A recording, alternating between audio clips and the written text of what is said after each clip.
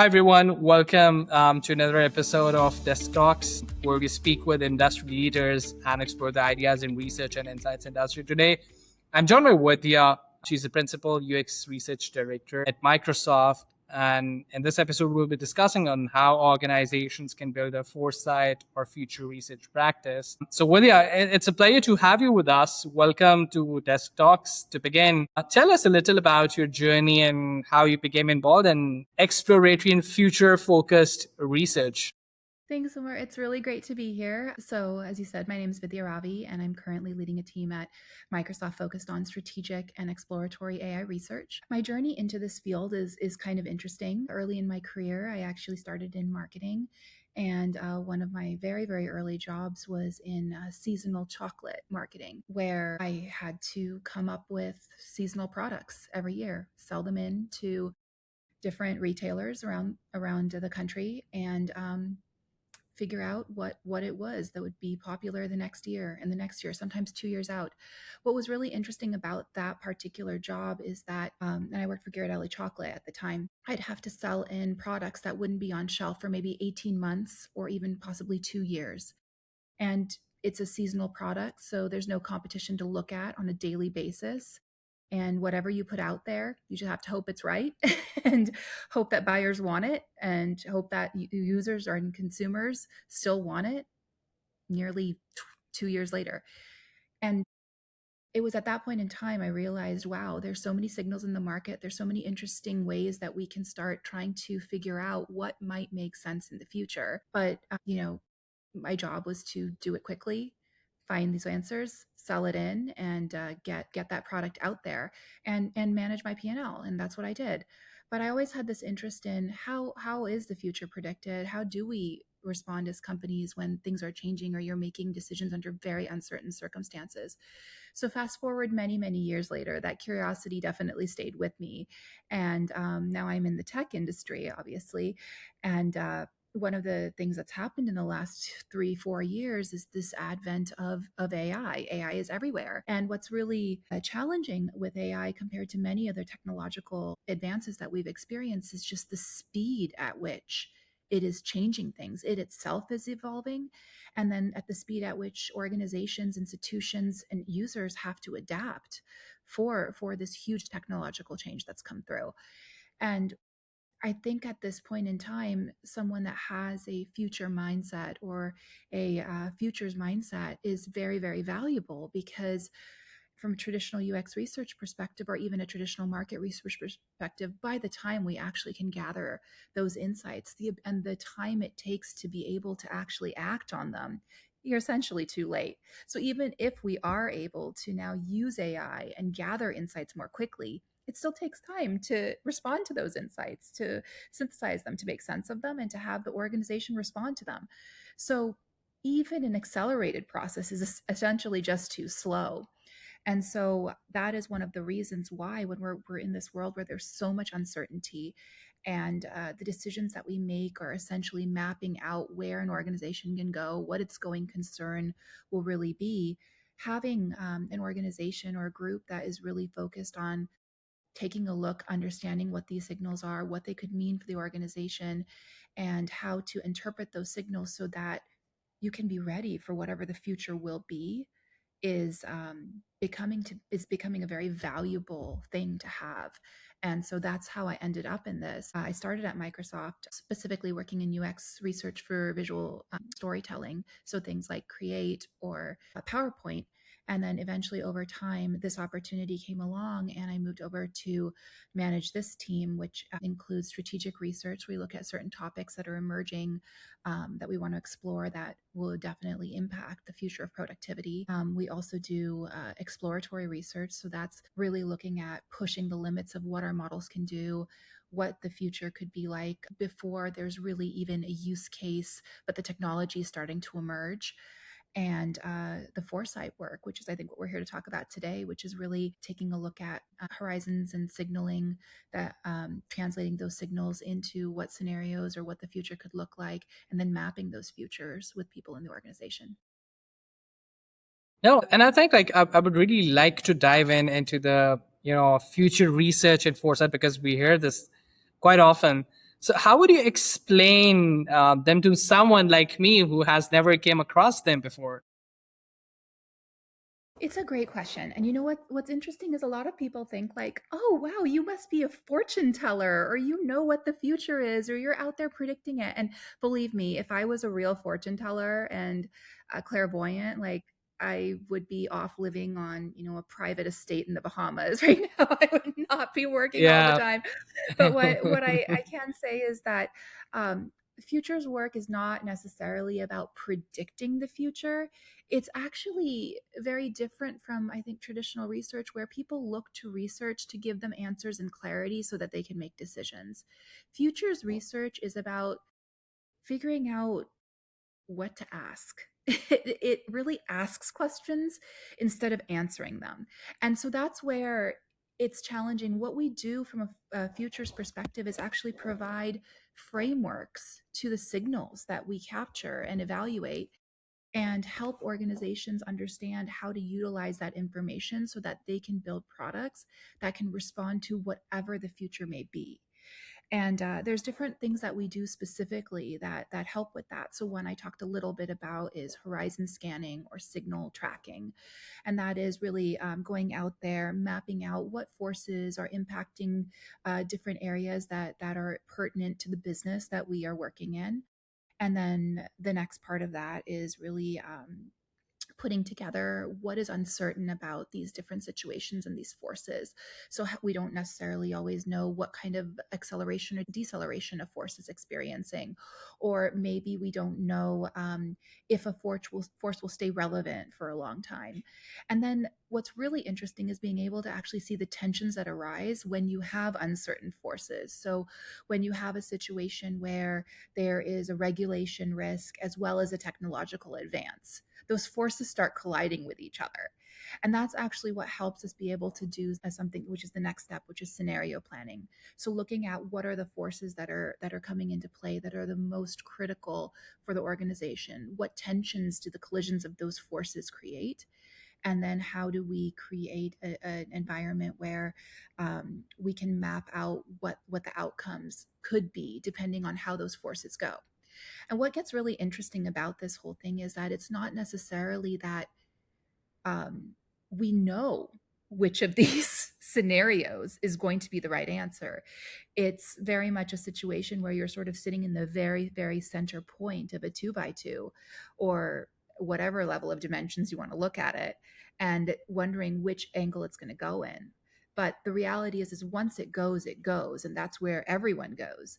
But in the meantime, every single thing is possible. Right. And because you lead a team at Microsoft, you get a very different perspective. So I think you're the right person to ask this question. Why do you think the organizations need to spend time thinking about the future instead of are more focused on the current needs of the consumers? So I don't think it's an either or. I think it's both. You have to do both. And I think Mm-hmm. for a long time, doing one, maybe being more focused on the needs of the current user or the current user base or the user base that you are trying to immediately acquire, has been where many companies spend most of their time. And that makes a lot of sense, right? That is for especially for companies that are established. That is your current business. That is where you are making your money, and that is why you are able to continue to function to be a business. So that absolutely makes sense. What is happening, though, especially as we see technologies advancing as quickly as they are, um, we no longer have time to be able to take a very traditional approach in we will catch up later. We have to become organizations that are constantly adapting. And in order to do that, having some idea or direction of where things might go, and perhaps an idea of where you would want things to go is very helpful for a number of reasons. One, you can use that information to actually help with the first problem. If you have to make decisions about a product today, do you want to make decisions that then could impede your ability to compete in the future, even if you get to win today? That's something that's really, really hard to think about if you haven't spent time thinking about what is the possibility that could happen in the future. So that's one main reason why companies really do need to start thinking about this. I think too, just with the speed at which things are going, the ability to have a long-term roadmap with any level of credence is becoming harder and harder. And one thing that might be a bit controversial about the way that the foresight practice that I'm running and working with is a bit different maybe than what we've heard about traditional foresight, where people are predicting things out for 15 years in the future. We are actually trying to get more focused on things that are going to be maybe 6 to 18 months out. And that's because we do want to be able to have those strong ties back to products that are being adjusted and built for today, but need the durability of tomorrow. And the reality is that going more than 3 years out, things start becoming a lot of conjecture. And there's just too many variables in which you can actually make any sort of concrete direction. But being able to start looking at what is happening right now, and then being able to tie that to what are the possibilities that could happen in the next 18 months, you suddenly have a new frame of reference as a product manager, as an engineer, as a researcher, as anyone that's working in the organization, as to how you might want to approach a problem today to make sure that you haven't shut out the possibilities for tomorrow. Right. And I'm sure you need to like have an ecosystem involved in it. So let's say that for, especially for a consulting company out there. So if a consulting firm wants to build like a side and future research practice from scratch, where do you think they should begin? Because it needs to have a whole ecosystem involved into it, or how does it look like on your end? So I think there's a couple of different things. I can't necessarily say maybe how a consulting company should go about it, but I can certainly talk about how we've gone about it internally with our team at Microsoft. So specifically, I think the number one thing, if you are considering building out a foresight practice internally in corporate, is making sure that your leadership streams that would be interested and be receivers of this information are bought in to the idea of it happening. And I think we were incredibly lucky at Microsoft, where our chief design officer saw this as a number one thing that he needed to have in his organization. I think we're also lucky that exploratory research is the sister function to this that sits also on my team. They get to sit together. So when we do work from a foresight standpoint and we want to do something like a simulation, I have a team that does exactly that. So we get to work together and be able to tie things that we're seeing into some of the more future forward looking work that we're also looking at. So that's something that has been incredibly helpful. The other thing is the commitment from leadership and different organizations in the company to give you the space to be able to do this sort of work. So this is not work that, hey, we're going to go out and interview 10 to 12 people, come back and give you recommendations on what you need to make adjustments to. That's just not what this work is. This is work that, takes time to develop to some degree. And when I say time, there's actually critical infrastructure that we had to put into place. We had to figure out, how do we track signals? What are the signals to track? And we had to build up a repertoire of that and actually just gain human knowledge around some of these things until we could do that. So that was definitely the next step. I think the third step for the actual organization or team that is trying to build this out, really understand what your stakeholders are expecting out of it, because not everyone is necessarily looking for the traditional holy grail of product impact. A lot of times executives are trying to understand, how can they get a better perspective on a certain phenomenon that's happening? How can they figure out what their point of view should be on maybe a deal that they're thinking about? This is really about, in some cases, stakeholders may be looking at this function to actually provide them with intelligence to help them with their day-to-day decision making, help them with what they're doing. There might be other needs too. Some product teams would tell us, we need to know whether or not, if we make this decision to, for example, not allow a certain type of integration, will there be long standing repercussions, because there's really technological cost for us to be able to do this. So being able to understand, how is this information going to be used in your organization, who wants to use it, that can actually start setting the parameters for what it is that you want to build.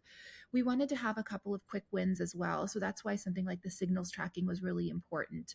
I think the other thing is really thinking about who are the people in the organization that can do this kind of work. There are a lot of people that are phenomenal at UX research and human factors engineering. And this kind of work is not that. And so sometimes, if having a lot of surety and clarity in what you're doing, and having a very clear scope of where this will be, and knowing exactly where you're going to land is really important to you.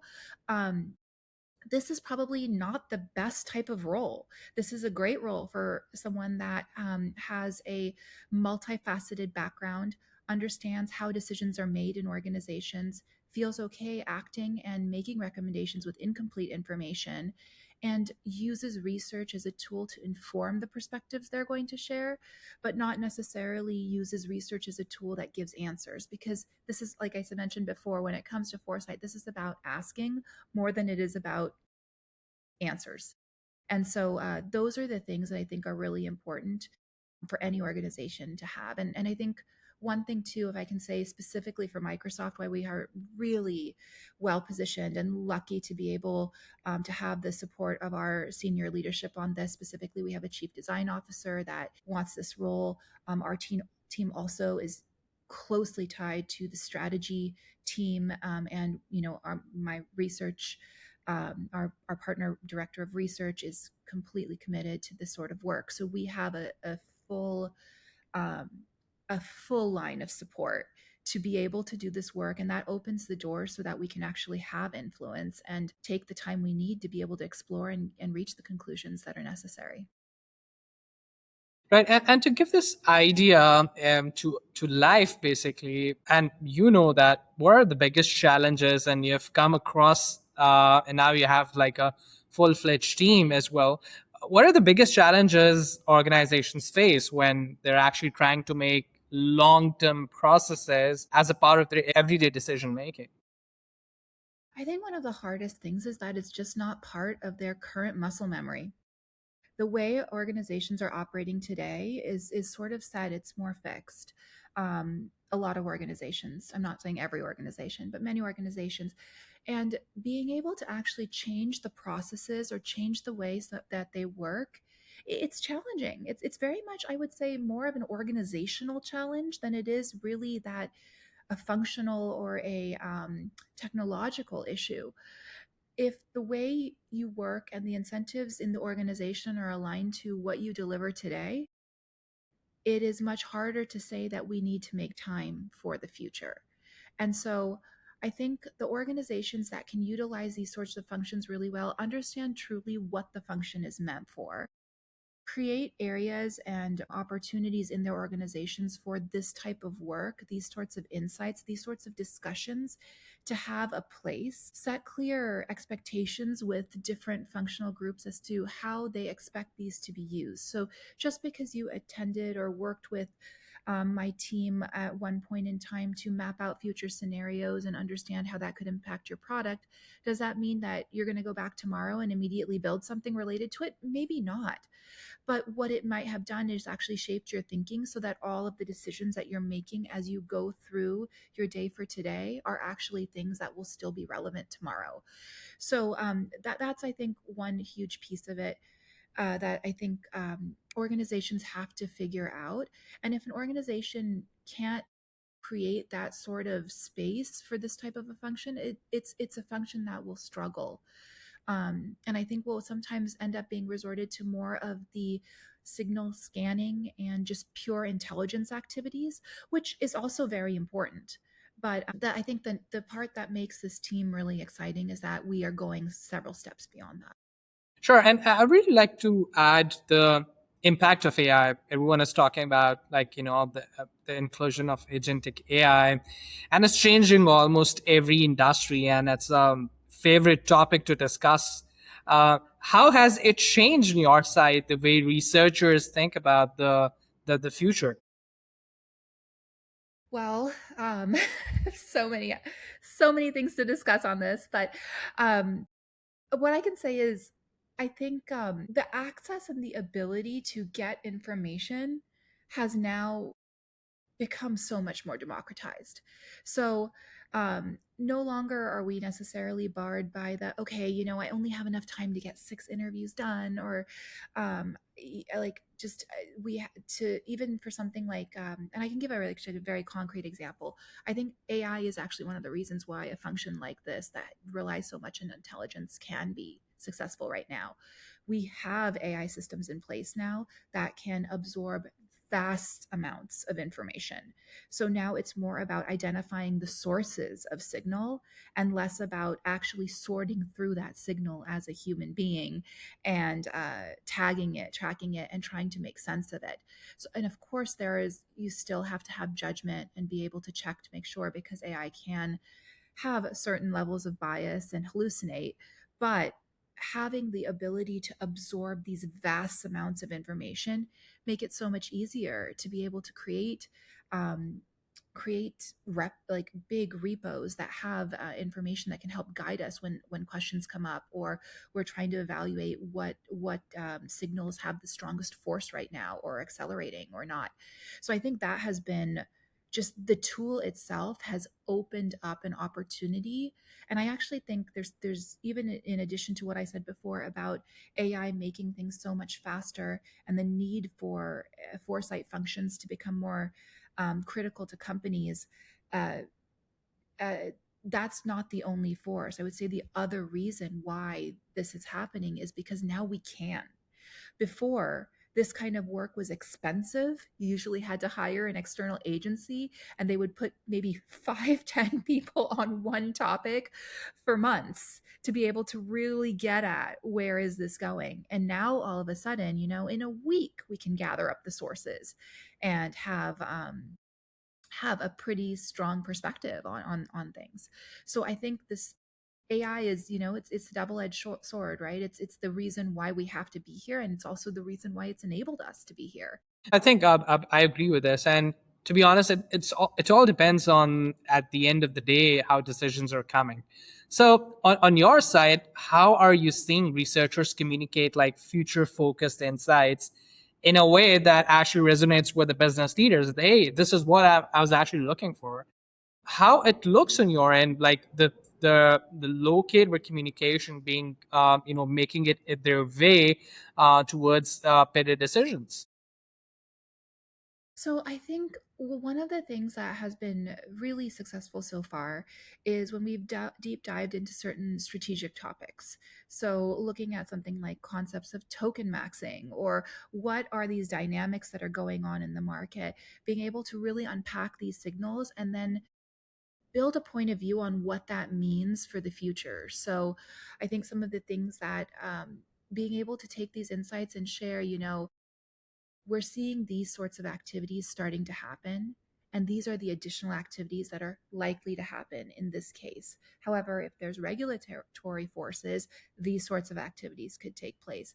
Being be able to provide that kind of specific information to different product leaders, they're actually able to start making decisions about how they want to build their products when it comes to things like transparency and the cost of AI. So we're actually able to help inform very specifically on specific topics.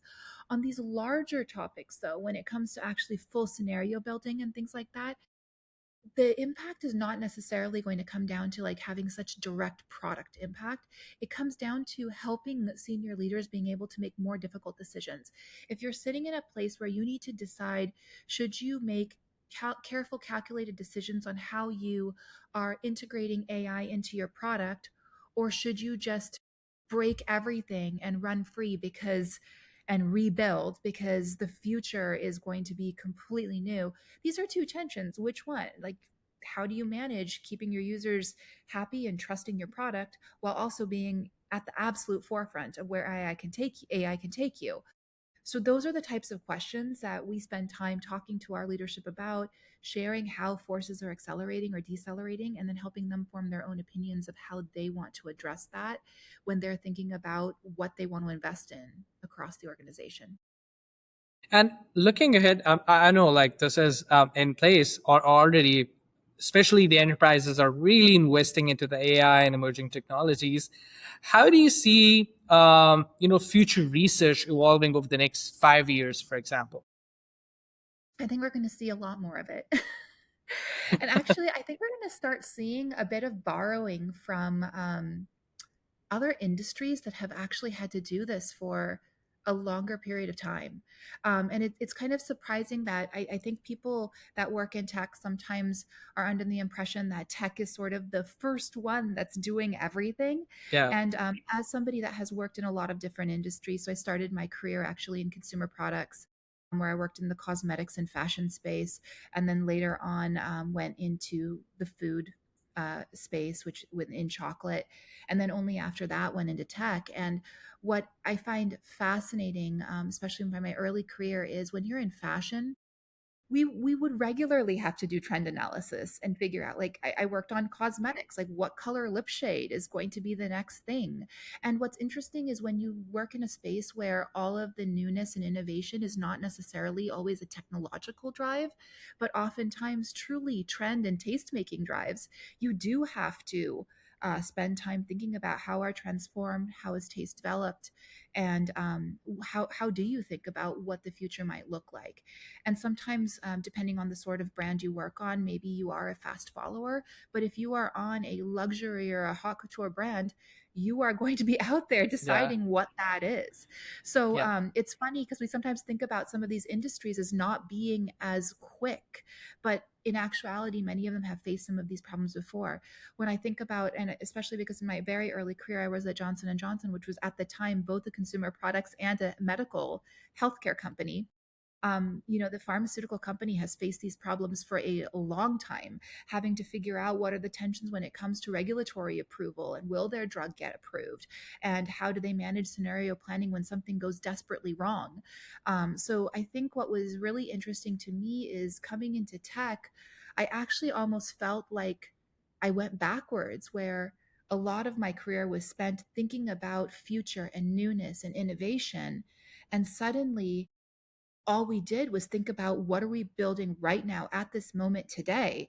And to me, that was actually a huge shock. So I think we're going to start seeing a lot of borrowing from other industries. I also think we're going to start seeing a lot of borrowing from just other systems. I think systems design and institutional design are going to become hot topics if they haven't already become hot topics. Because when you think about a lot of futures work, sometimes we butt up against individuals that are subject matter experts. They have spent years and years and years engrossed in a particular topic. And when we look at it from a futures perspective, a lot of times we're looking at the system, not necessarily that one thing. And so, I think there has been a lot of research on this too, but sometimes when you do spend time doing systems research or institutional design research, you are actually better at predicting or identifying possible outcomes, and often someone that is quite fully entrenched in the space itself. And it's because you're taking that wider lens and are seeing forces that someone that is actually inside the eye of the hurricane cannot see. And so I think we're going to see a huge trend in all of those areas becoming more important. I think we're going to see a lot of companies having futures and foresight teams. I actually recently saw that Apple posted a role that will have a team. There's a lot of intelligence. Intelligence seems to be the new buzzword now, whether it's market intelligence, competitive intelligence, or business intelligence. And I think yeah, AI has enabled that, quite honestly, yeah, because now the signals are actually something we can do something with. yeah. And my last question: what advice would you give to the teams out there who want to start building a stronger foresight capability within their organization?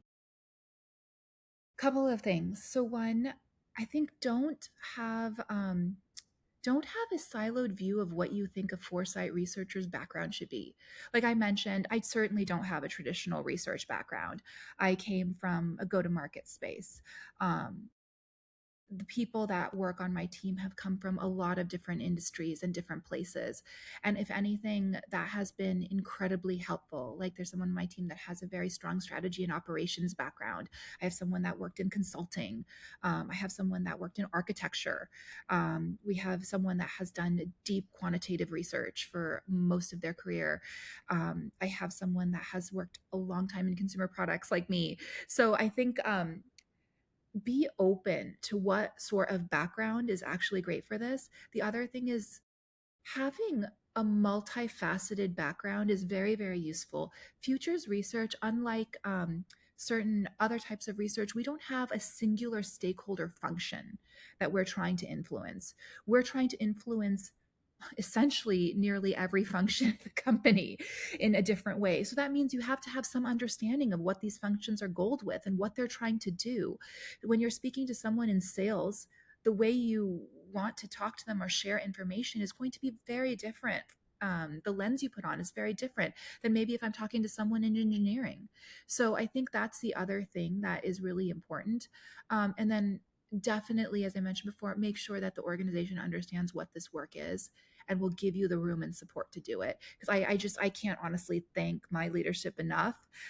They have been incredible and honestly inspirational in allowing and like creating the environment for this to be a thing and be successful and have the sort of opportunity that it does.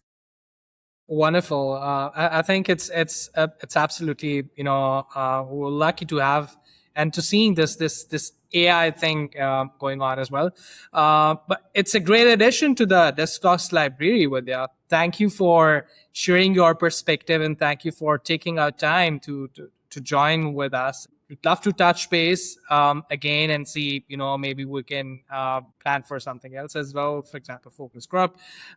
So thank you for joining in. It was a pleasure speaking with you. Wishing you all the best and your role at Microsoft. Yeah. Thank you. It was great to be here. Thank you.